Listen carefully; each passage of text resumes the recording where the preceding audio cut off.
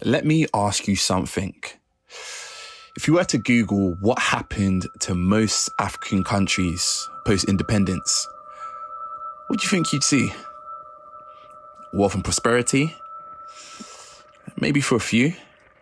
Stability? Maybe for a little bit. Autonomy, surely. Think again. This is more in line with what actually happened.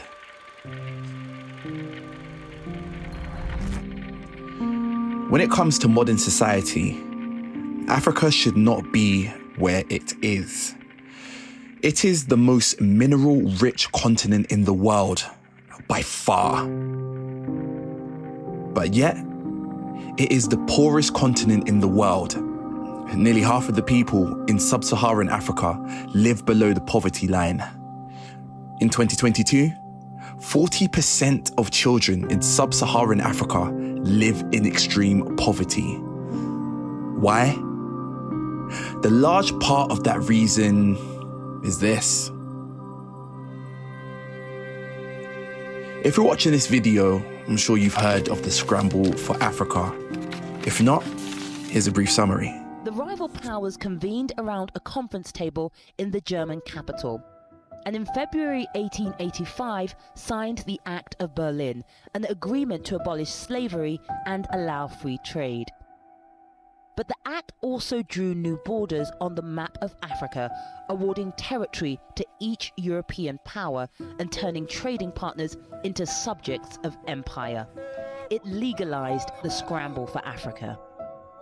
What it did was it carved up what were what are thought to have been about between 6,000 and 10,000 political units in Africa, and they were then carved up, often cutting peoples in half, water tables just sort of cut off from their sources. It was complete geographical madness.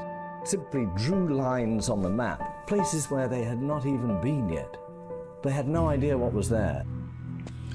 The scramble for Africa happened from the 1870s to 1914 and was a period of intense colonialization by European powers, driven by economic, political, and strategic motives.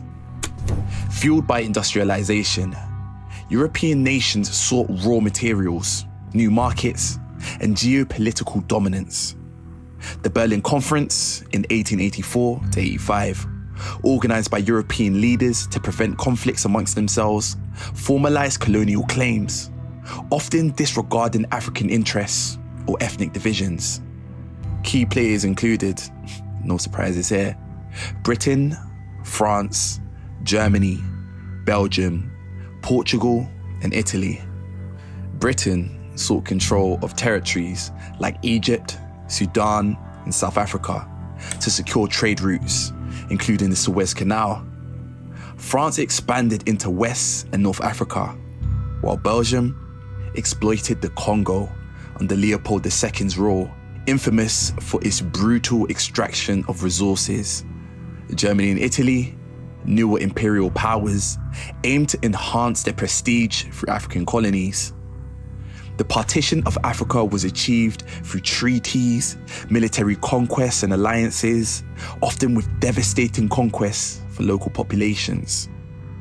The psychology behind it is kind of transparent. I mean, when you've got your boot on someone's neck and you're crushing them, you can't say to yourself, I'm a son of a and I'm doing it for my own benefit. So what you have to do is figure out some way of saying I'm doing it for their benefit. And that's a very natural position to take when you're beating somebody with a club. Traditional systems of governance were replaced, economies restructured to serve European interests, and indigenous resistance was suppressed. By 1914, nearly all of Africa was under European control, except Liberia and Ethiopia. The legacy of colonialism deeply impacted Africa, leaving a lasting imprint on its borders, cultures, and socio-economic structures. It sowed the seeds for future struggles for independence. Between 1914 and 1945, a lot of things happened, as well as a couple major historical events. The devastation was something I never could have imagined. You can see dead bodies hanging on the barbed wire. You had to be extremely careful because a bullet would go through one layer of sandbags quite easily. A date which will live in infamy. Dass ich gearbeitet habe, dass ich mich in diesen Jahren für dich eingesetzt habe.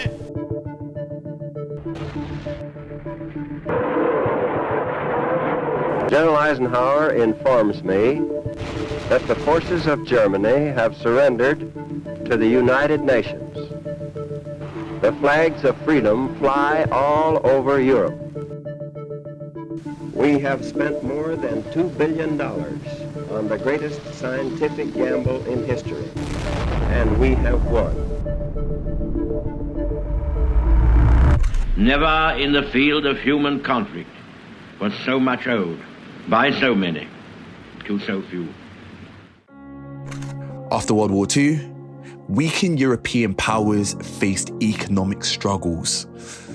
It needed to rebuild, and mounting pressure from global institutions like the United Nations advocating for self-determination pushed for decolonization. This, coupled with anti-colonial movements led by educated local elites and grassroots activists, led to many countries gaining their independence from the 1950s through to the 1990s. It took 40 years for Africa to be independent. So, then what? Let's talk post-independence.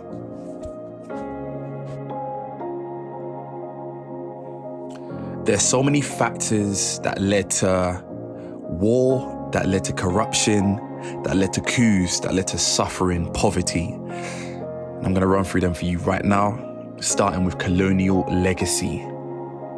Colonial powers drew borders in Africa without regard for ethnic, cultural, or linguistic groups. These arbitrary borders often grouped together rivals of ethnic groups or split up cohesive communities. After independence, many African countries struggled with ethnic divisions, leading to internal conflicts and even civil wars. There's so many examples like the Biafran War in Nigeria, the Rwandan genocide, and the Somali Civil War. Colonial administrations generally did not build strong institutions for self-governance. Instead, they focused on extracting resources and maintaining control. This left newly independent countries with weak bureaucratic structures, poorly trained civil servants, and fragile legal and political systems, which were prone to corruption and mismanagement.